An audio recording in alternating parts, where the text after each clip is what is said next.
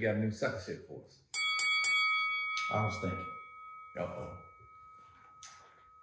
When I was a kid, man, back when there was only 3 channels and they made it to 4, young TV man. went off at midnight? Yeah, with the flag. Yeah. And the China anthem. Worthington commercials came Yeah, on. I should go see Cal, man. That's I was thinking about how simple life was, but it had me getting a little nostalgic, man. I was thinking about people now.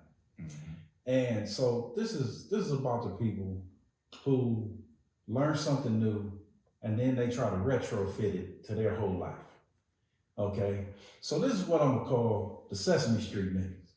Remember you used to watch Sesame Street and you was a little kid and they be spelling the words, you learn a new word, and then all day you using that word, Yeah, right? So the Sesame Street niggas like toxic.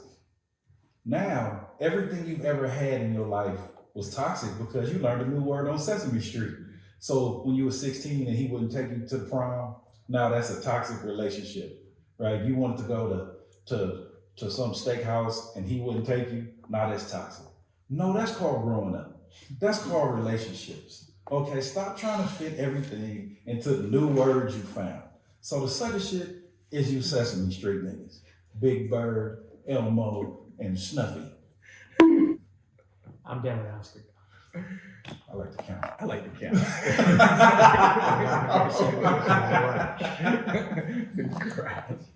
Well, there it is. Thank you, brother.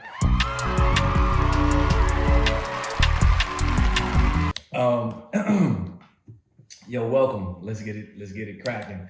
Welcome to Skinny Black's Lounge, an authentic a place where we have authentic black male conversation from an authentic black male lens, a mix of the barbershop, the library, and personal experience and personal development.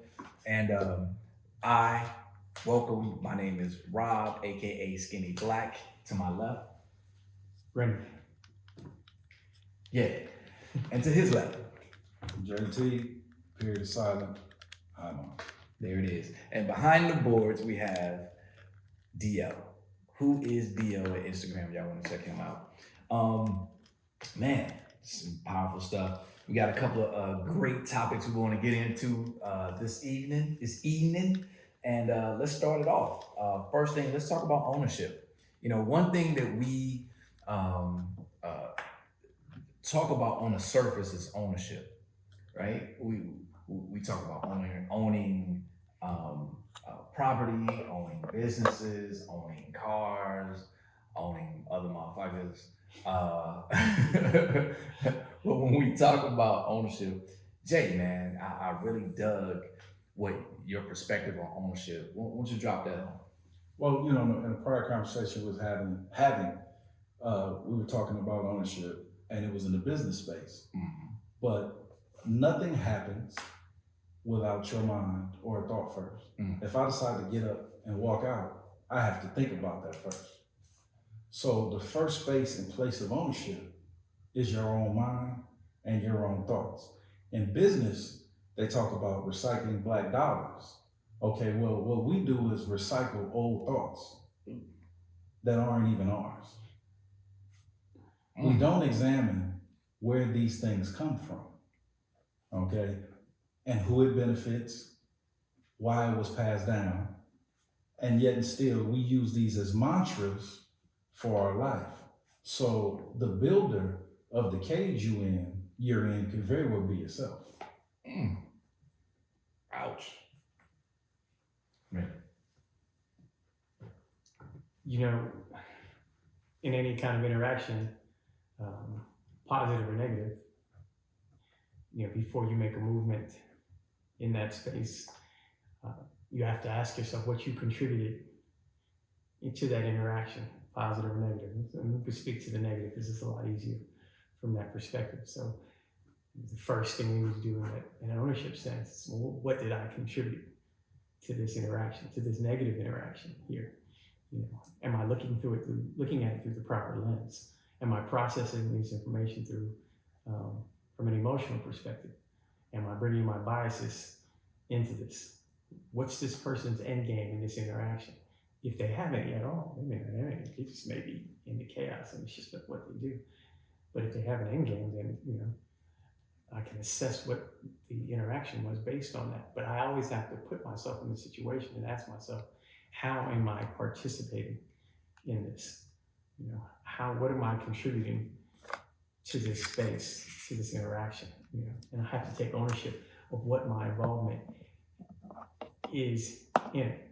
And you know, I always say, you know, people can react, people can do things, but I always control my interaction, my reaction to what it is that they do. Ultimately, you know, I mean, I may be justified in an emotional response or being angry and things like that. I'm not going to rob myself of my emotional reaction to it, my emotional response, not reaction, my emotional response. I don't rob myself of it, but I can control how I react and how I move going forward from that. So I always have to speak to that, you know, what did I contribute to it? And take ownership of that always in all of those interactions.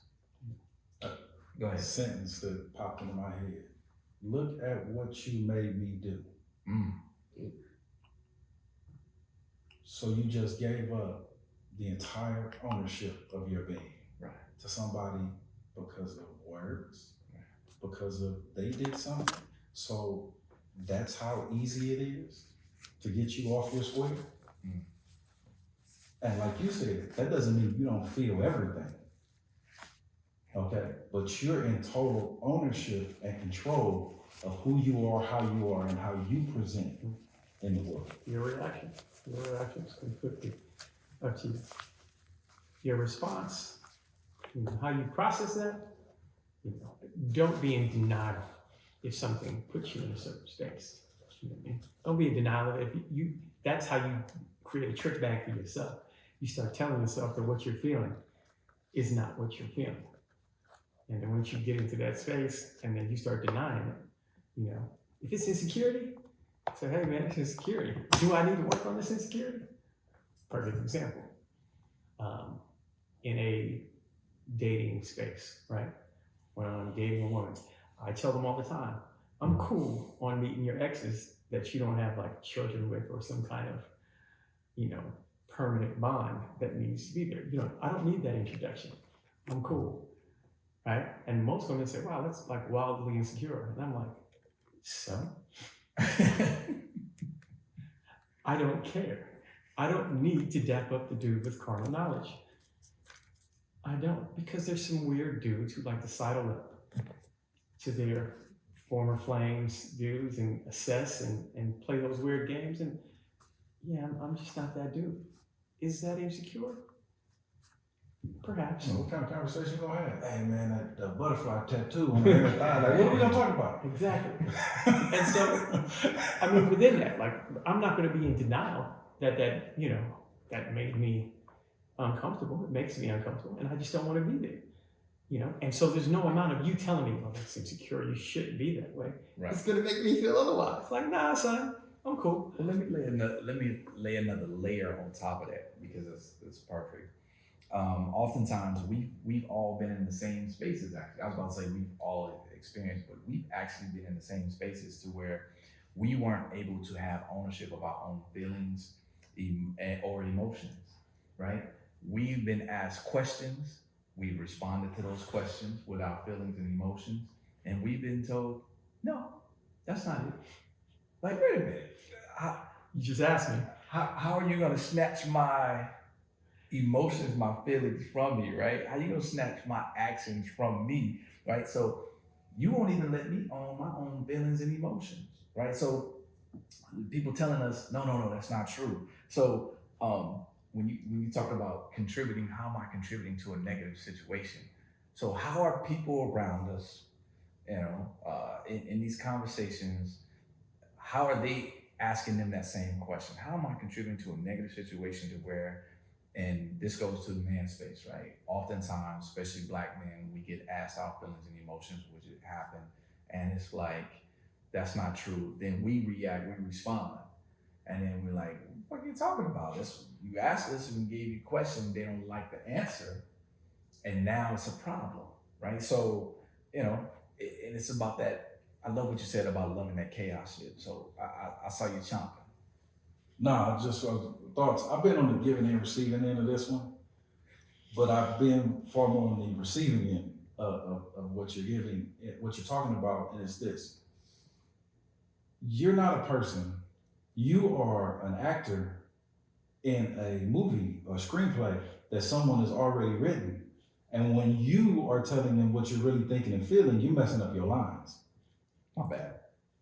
And I've been in conversations, and now I'm to the point when I recognize it. Well, why don't you just tell me what the fuck I was supposed to say?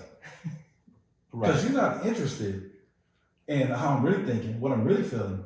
You've already analyzed it, and you're looking for confirmation of your own thoughts. So it's not about me. You don't want to get to know me. You don't want to know how I really think, because especially if you're dealing with a person that doesn't want to be challenged, they don't want their thought or their feeling challenged. So if you give them something else to deal with, that's going to be a problem. Here comes some cognitive dissonance on the way, riding on the stagecoach. Yeah, Have you heard, JT, don't tell me that. Oh, come on, man. So what do you do with that? Every other day for 40 years. What do you do with that? What do you do with that? Don't tell me that. Like, so immediately, now in this day and age, my response is, cool. So you're asking me to lie, prevarication, mislead? Is that what you're saying? So let's qualify that. Let's make sure that we're clear. And so now I will make a choice now whether I want to be a gross prevaricator of the truth. Because let's clear. Or do I want to participate in this right now? Is this what we're doing right now? Don't tell you that? Is that what you're saying? Man, listen. I'm giving you the truth so you can make a choice. Prevaricator of the truth. That was fly. Oh, that's definitely at the bottom of the screen right now. Also known as a hold lying on. motherfucker. You know, it's funny, man. One of my guys used to say, he said this to me years ago, and it took me a minute to really connect to what he was saying. He said, a lie is not a lie when the truth is not expected. It sound like the entire foundation of our government. Cable news and politics. Or it may sound like black relationships. Well, that too. Because that sounds like news. Because that's the foundation of it. Right. Wow. So the truth is not expected. So just like the story you just told The actor.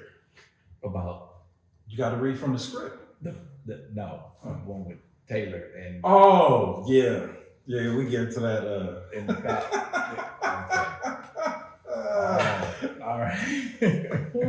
Man. Okay. Yeah. So let's move right along. So that was a great story. Yeah, You gonna tell it? I'm not gonna tell it. I'm not even gonna do Not it. gonna tell it? I'm gonna save it for later. Okay. Save it for later. All right. Cool. So one of the greatest songs ever made on God's green earth is made by one of the greatest entertainers ever in our generation or any generation. Michael Jackson had a song called "Man in the Mirror," and what's so poignant, what's so impactful about that song is it's everything that we think about, talk about as Black men and as protectors and providers. I'm looking at the man in the mirror, you know what I'm saying? And if I want to make the world a better place, take a look at yourself and then make that change. Gentlemen. So here's the thing. He's been saying that to me for years, and I finally came around to agreeing with him. What? Well, at first I wasn't listening to you. Oh, well, that part. Yeah, because I spent the better part of 20 years not listening to rock. So, no, but here's my take on that thing. In its pure form, as he sung it, as it exists, absolutely. But what happens when you can't honestly assess yourself? What happens when you can't be honest with yourself? Well, now what you have is a funhouse mirror. And we got a lot of people walking around looking in funhouse mirrors. Okay? I was thinking about this.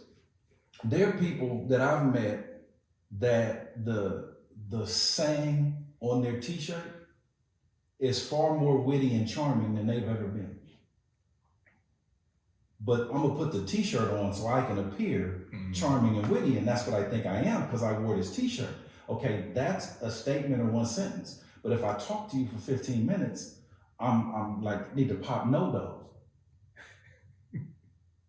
But they can't self-assess, right? If you can't self-assess, then how do you know what's working? Mhm. And where do you learn to self-assess? Like how is that put into practice? And so if there's no illustration for you, and then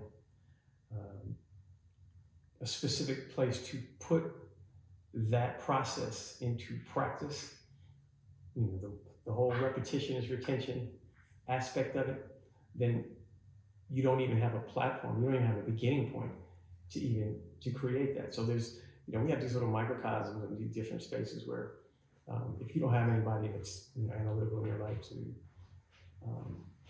to have that conversation with you, then where do you get it? Maybe you're playing sports, and you always hear in sports, film don't lie.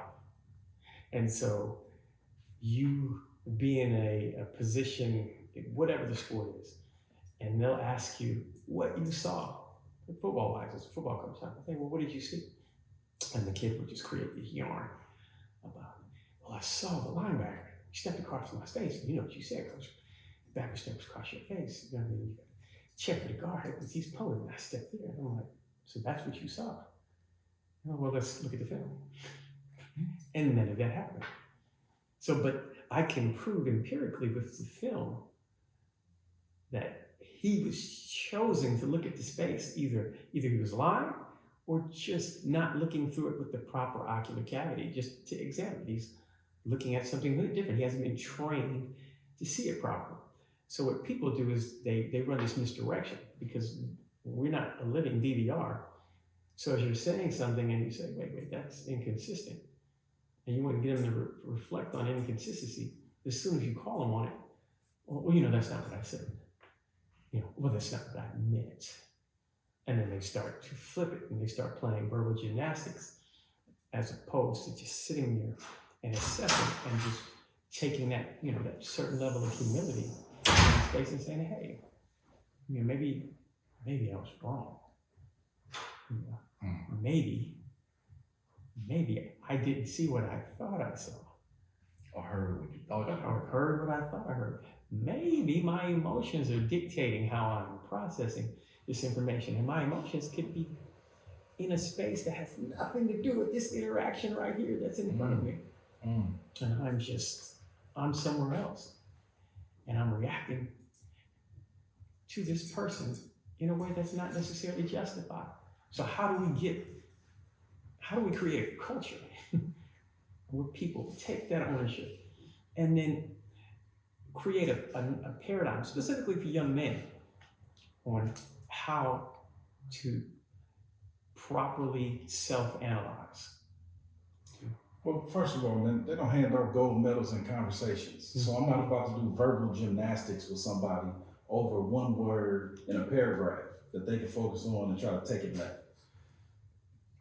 The key to it is, number one, honesty, right? I said this, but I meant this. I meant this, but I said this. Okay, let's move that to the side and say, okay, well, how you living? Because how you living is saying it all, right? Mm-hmm. A nice guy will never have to tell me he's nice. Ooh. Right? How you living? Are you intentional? What are your intentions? What are you doing? Are you intentional? Are you intentional? What are you doing? So I don't care, okay, about your verbal skills. One of the things that we fall into the trap of as a community is we love language, eloquence, and performance far more than we love substance. You know, and so and that's part of the thing with the analysis, because you're gonna get down into the nuts and bolts of something. You get into the substance, and that's the nasty parts that we don't like about ourselves. And we may be great at analysis. We may be able to assess it and be completely incapable or lack the fortitude to take that analysis and apply it into action. Because I know many a cat, specifically in college, who could blow and come with the most fantastic, phenomenal analysis ever, and they had zero action behind it. I mean, I knew some literary linguist geniuses in college who on the Chronic became Tyrone Einstein. And that's the problem with, you know, you bring something up to someone and it's like, oh, I know, oh, I'm aware, but where's the action now that you're aware, what you gonna do about it, right? There's no action to address that awareness of what you say you know. So I'm not impressed with your awareness. You know, we can kick rocks with that shit. You know what I'm saying? And it's funny, it made me think about something you said, Jay, earlier. It made me think about folk with these names on their Facebook and Instagram and social media. It'd be like Carla Loving Heart. You know what I'm saying? They're telling you who they are. Just beat that. If you ain't got to put that in your name on your social media. No, knowing doesn't have anything to do with being. Bro. Knowing doesn't have anything to do with being. Put that shit on one of the t-shirts y'all be wearing. I mean, your name would speak for itself if you are intentional. People know when you're coming through the door what you are. And there's a power in the language, but it's not the power that we operate on right now. The power in our language is to soothe us and guard us and make us perpetual victims. And there's always an attacker when the actual attacker is coming from within.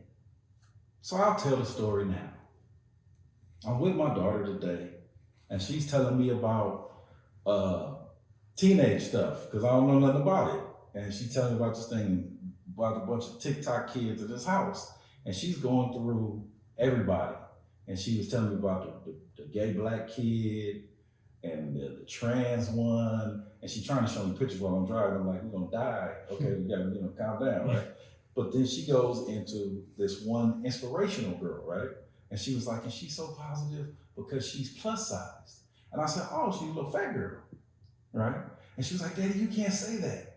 You can't call anybody fat. I was like, well, well, what do you call plus size guys? She was like, oh, fat.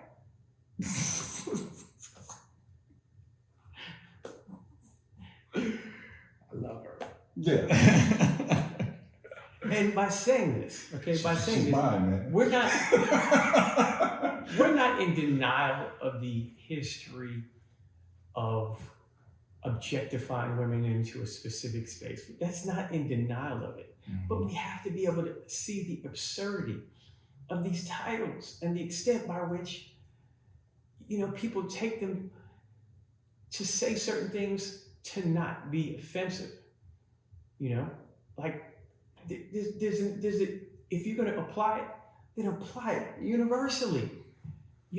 Apply it universally. So this is not a knock. Hey man, we're not saying that there isn't a long history of misogyny that exists with objectifying women's bodies and putting it in this space. But if we're protecting people, then protect the little chubby dude too. Well, no, but what I'm saying is this, Rennie. Okay, Like, I'm the biggest dude on the podcast. I'm not skinny. This ain't Skinny JT's lounge, right? Okay, so, and I'm not talking out the side of my neck. Yes. Okay, and here's the thing. You have to do an analysis. He had to lose weight to save his life. But if you don't do the analysis, let's talk about what the soothing words do. And heart disease, high blood pressure, cancer, Diabetes. all diabetes. You mean the sugar, all the stuff that kills that us. comes with it. It comes with it. Like, so why is the assessment of something like that, of obesity, like that, why is it your language? You're trying to take the sting out of it, Why is it whatever. negative? Right. The negative, the negativity. Are you taking the negativity out of it? However, you're trying to tell me that there isn't a ton of negativity associated with it. There is. It's just a fact. There's nothing positive about it. You may not be able to control all the reasons why you got to that space, some of those things. Some people have, certain issues, thyroid, what you call it, they have struggles. Hey, I don't know your struggle, but don't tell me the laundry list of things that you just mentioned don't exist. My boss is internal medicine. Internal medicine. One of our favorite singers, one of the most gifted. Maybe like, Ren, you tripping? And I'd be like, nah, man, I'm on a roll with this one. You know what I mean? And then we all roll with it. Are we starting it? But see, here's the thing. Your circle is going to reflect you. So if you have a circle that makes you feel good, but doesn't have what's best for you in mind, that's what you are to yourself. So the biggest liar is you. And you surrounded yourself with other liars to support you in your efforts. When you break out, the stuff they say to you will land different. Right? Yeah. It's not gonna hit the same because it's not comforting, right? So we all know comfort food. Okay, well I gotta have this donut because I feel bad, right? Comfort food. We know it's not good for you. Okay. Also called soul food. Yeah, well, that too. He already mentioned a little. But here's the thing: how many of us can recognize the verbal and mental comfort food that we accept every day? Right? And so you are fat and out of shape mentally. And anything that challenges you is like saying, okay, get up and let's run 5 miles. That's why you fight it so hard. Because it's easy to sit on the couch and eat a donut. It's hard to get up at 4:30 in the morning and get to moving. So we just keep with the Krispy Kreme. So two quick things. So I was reading this quote by James Clear. Well, he had put on there, I don't know if it was his or not, but he put it on his website. And it was basically, it was saying that if you aren't challenged at least once a week, or it was whatever the time frame was, once a day or once a week by your sphere, then you're not growing. If you don't feel uncomfortable by something or being challenged by someone in your circle, then you need a new circle. And let me tell you something. Behind every success is an asshole. There it is. There's no Jackson 5 without Joe. You know, you don't hear Tina Turner, not advocating domestic abuse, without Ike though. Ike was made way more than Tina. Yeah, I'm saying. But there's no Tiger without Earl. Right. No Venus and Serena without Richard. There's no me sitting here without a few assholes in my life. There's no me sitting here without you. The asshole in his life. There it is. Right? And also the asshole in my son's life, the asshole in a few other people's lives. And it's a dude behind the board right here. That you the asshole in his without life. me. And we witnessed that earlier. The point of it is, asshole is an affectionate term to me.